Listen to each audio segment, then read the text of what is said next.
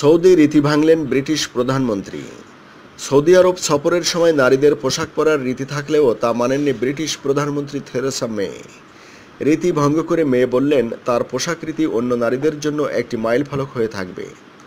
রাষ্ট্রীয় সফরে স্থানীয় সময় মঙ্গলবার সৌদি আরবের রাজধানী রিয়াদে বিমানবন্দরে অবতরণ করলে থেরেসা মেকে অভ্যর্থনা জানান দেশটির যুবরাজ।